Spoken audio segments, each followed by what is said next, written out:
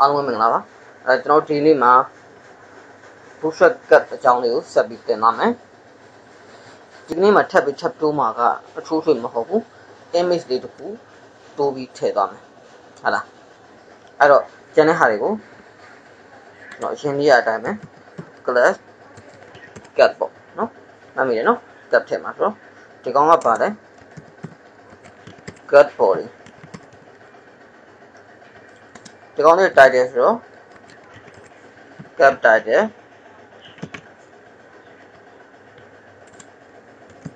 ဒီကောင်လေးက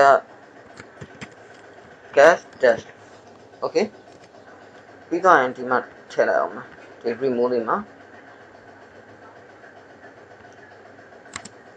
class bgn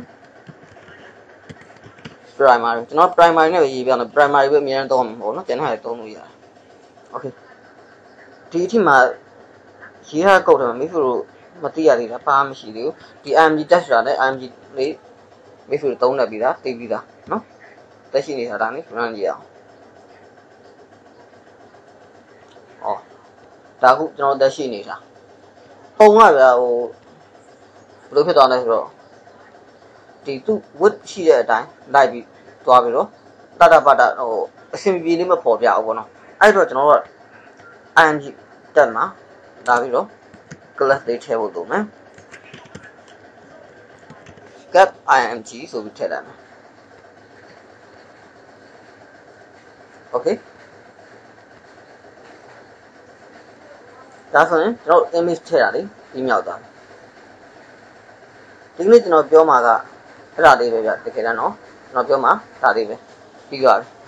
okay တိုးတော့ရန်ဟိုဖြစ်ဒီမှာကျွန်တော်ကရေးပြသွားမှာပေါ့နော်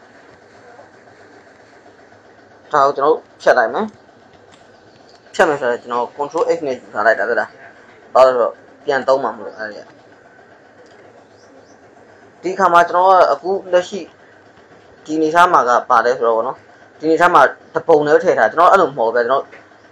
cut လေးကိုတန်းစီပြကြတယ်ဗောနော်တန်းစီပြကြလို့ရှင်ဘိုင်လိုလာမလဲ row တွေလိုလာတော့မအောင်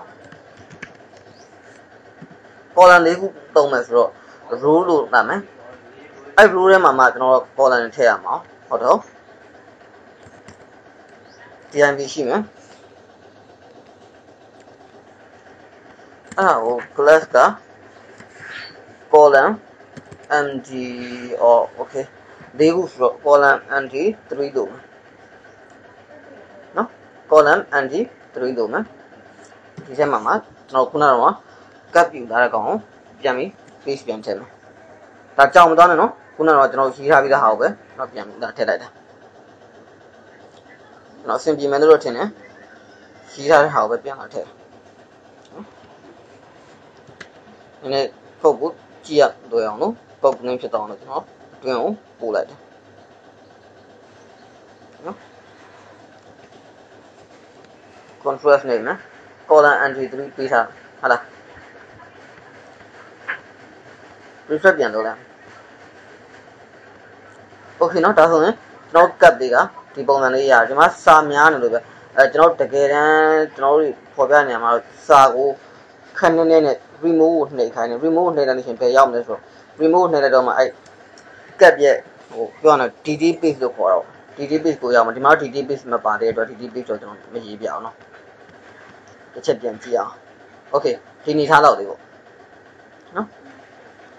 အဲ့တော့မရရင်တခါကျရင်ဖြစ်တယ်ဗျကျွန်တော်ဒီမှာဒီ image ကပုံတော့သီးသန့်ဖြတ်ထားတဲ့ image တွေဖြစ်တဲ့အတွက်ပြဿနာသိမ်းမရှိတခါကျရင်အဆင်ပြေလို့ရှင်မိတ်ဆွေတို့မှာအဆင်ပြေရင် img flu img soup ဆိုတာလေးကိုမိတ်ဆွေထည့်ပေးဖို့လိုမှာကျွန်တော်ဒီမှာတော့ထည့်တယ်ဘာမှမထူးလို့ဖြစ်တယ်ဘာလို့လဲဆိုတော့ကျွန်တော်ဒီပုံကိုကျွန်တော်အသေးချာသုံးဖို့ကျွန်တော် Photoshop နဲ့ကျွန်တော်ဖြတ်ထားတာလေမဟုတ် okay ဒါဆိုရင်တပုံရတယ်ဗျာအဲ့ဆိုရင်ကျွန်တော်မှာက၄ပုံထဲမှာဘေးမှာနောက်ထပ်3ပုံတူမှာ3ပုံရဖို့တော့ကိုကျွန်တော်အစဆုံးပြန်ရေးမနေတော့ဒီ column md3 ရဲ့ဘေးနားလေးကိုလာကြည့်တယ်မြားလေးရှိရလားအဲ့မြားလေးတစ်ချက်ထောက်လိုက်အဲ့ဆိုလို့ရှိရင်နှစ်ကြောင်းပဲပေါ်သွားတယ် DIM အပိတ်လေးရဲ့ DIM ဖွင့်လေးရဲ့အဲ့ဒါလေးကို select လုပ်မယ် copy ယူထားမယ်အဲ့နောက်တစ်ချက်ခေါက်မယ် တခါပေးမယ်ဒါဆိုနှစ်ပုံဖြစ်သွားပြီအနောက်တစ်ချက်ခောက်မယ်သုံးပုံအနောက်တစ်ချက်ခောက်မယ်နောက်တစ်ခါထပ်ပေးမယ်၄ပုံပေါ့ control F နေတိုင်းမယ် okay ကျွန်တော်ကြည့်အောင်ဒီပုံစံတိုင်းလေးဖြစ်သွားပြီကျွန်တော်တို့ရဲ့အများစုတွေမှာ blog post တွေမှာပေါ့နော် blog post တွေမှာဒီမှာဆိုလို့ရှိရင်ဒီကနေ့မြည်ရည်ကြီးကညာပေါ့အောက်ကနေပြီးတော့သူ့ရဲ့စာသားလာမယ်စာသားအပြည့်စုံပေါ်ပြမှာမဟုတ်ဘူးနော် remote နှိပ်တော့မှအဲ့ဒါစာသားအပြည့်စုံပေါ်ပြမှာဒီမှာ image တွေဆိုလို့ရှိရင်ကျွန်တော်တို့နည်းနည်းကြည့်ကောင်းပေါ့နော်မလုပ်လဲရတာကုတ်ရေးတဲ့အနေထားကဒီမှာပြီးသွားပြီဇလန်ပြီးသွားပြီကတ်ထည့်တယ်ကတ်မှာမှ true ဆိုမဟုတ်ကတ် img လေးတစ်ခုပဲထည့်မယ်လိုအပ်လို့ရှိရင် img flow ကျွန်တော်ထည့်သွားတယ်ပြီးရင်ပုံ၄ပုံဖော်ပြချင်တာဖြစ်တဲ့အတွက် column md3 ကိုကျွန်တော်ရွေးတယ်၃ပုံပဲဖော်ပြချင်4ကိုရွေးအောင်ပေါ့နော်ဒီမှာ81ရှိမယ်ကောက်ကပြီးသွားတယ်နော်ဒီကမပြင်လဲရတယ်82ကျွန်တော်ပုံလေးထပ်နေတာလေးအရှင်ကြည့်လို့84 contrast နေမယ်ဟောအခုလိုပုံလေးရမယ်ဟုတ်လား okay မိတ်ဆွေတို့ဒီနေထားလေးဖြစ်အောင်တော့တိုက်ပြီးလေ့ကျင့်ကြည့်ပါအောင်ဒီနေထားဖြစ်အောင်လေ့ကျင့်တဲ့နေရာမှာကျွန်တော်ပုတ်ကိုတော့ပူချထားဘယ်လိုလဲဘယ်လိုတစ်ဆင်ချင်းသွားတယ်ဆိုတာလေးကို AC ရေးဖို့လိုမယ်ကူလည်းကူပေါ့နော်ကူပြီးသွားရင်အတော့ပြန်ရေးဖို့လည်းရေးကြည့်အများအားလို့ရနေဖို့လိုလားဆိုတော့အများအားလို့ရနေဖို့မလိုဘူးမရလို့ရှင်သွားကူလို့ရတယ်ပေါ့နော်ဖြစ်နိုင်တော့ကိုယ့်ဘာကိုရေးနိုင်တာကပိုကောင်းတယ်အဲ့တော့မှ customer ရေးထားတော့မှကိုကုတ်လေးနဲ့ကိုရှင်းရှင်းလင်းလင်းတက်တက်ရဖြစ်တာပိုကောင်းတယ် okay ကျွန်တော်သင်ခန်းစာကိုဒီညမှာကျွန်တော်တစ်ချက်ရထားမယ်